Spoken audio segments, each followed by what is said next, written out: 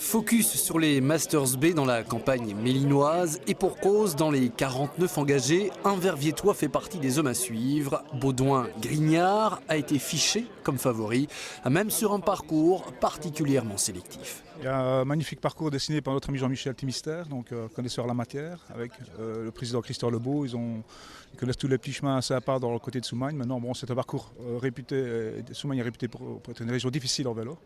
Donc c'est peut-être pour ça qu'il n'y a peut-être pas trop de candidats au départ, parce que ça monte, ça descend. C'est un costaud qui gagnera aujourd'hui. Voilà. C'est un parcours pour vous ?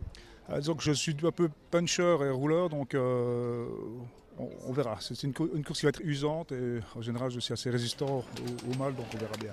Oudonx, Bollen, Ekelpoels, Baudouin le sait, ce sont les Flamands qui restent les ténors à battre ce dimanche. Dès le départ, notre Verviétois du club cycliste Aoui se positionne à l'avant de la course jusqu'à ce que 10 hommes parviennent à se détacher à la fin du 4e des 14 tours. Des coureurs que Baudouin ne reverra malheureusement plus jusqu'à la fin de l'épreuve, malgré toute sa bonne volonté.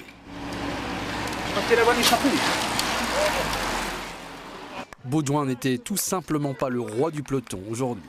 Je ne me sentais pas trop mal, mais maintenant je ne devais pas forcer non plus. Pour sortir tout seul, c'est ridicule dans un parcours pareil, c'est difficile.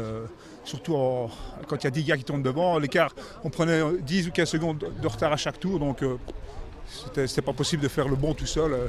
La victoire va finalement se jouer entre ces 10 hommes et à l'entame du 11e tour, Dries Ekelpoels, qui avait déjà gagné à Ballon l'an dernier, place une puissante banderie.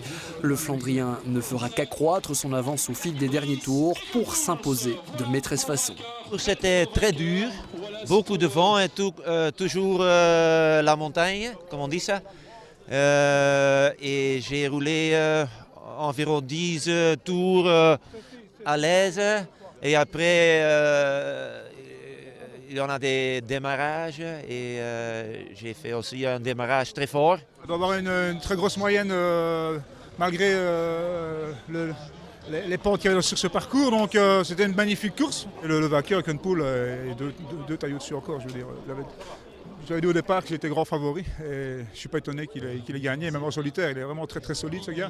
Enfin nous on a fait une belle course, moi je me suis très bien amusé. Des 10 échappés, c'est un groupe de 6 coureurs qui sprintent pour la 2e place. Georges Otera se montre le plus rusé, le coureur de Grasse-Logne et vice-champion de Belgique. Le parcours, ça a été une sélection qui s'est faite naturelle. Il y a eu, j'ai attaqué au début avec Nico Toulen et un 3e coureur. On se fait reprendre dans le faux plat avec le vent et là déjà il y a une première sélection qui se fait. Puis bon, les hommes forts ont assisté ici dans le faux plat. Et d'office on s'est retrouvé à une 15-16 coureurs à l'avant de la course. Et puis bon, le vent a fait le reste. Vous allez chercher une belle 2e place. Un sprint, il ne fallait pas 200 mètres de plus. Là. Il ne fallait pas 10 cm de plus, je pense. Je crois que je termine avec l'avant du boyau tout juste. Mais bon, j'attaque également à 200 mètres de la descente, donc à plus ou moins 2 km de l'arrivée. Avec également le vent, il se regarde un petit peu. Je continue l'effort. Je manque de prendre une voiture de face dans la descente. Et puis, voilà, j'ai terminé à bloc sans me retourner. J'ai senti le vent qui revenait, les encouragements des supporters, de l'équipe, et puis bon, voilà, une belle 2e place. Baudouin-Grignard termine finalement au sein d'un quintet, assez loin du vainqueur. Il est 14e.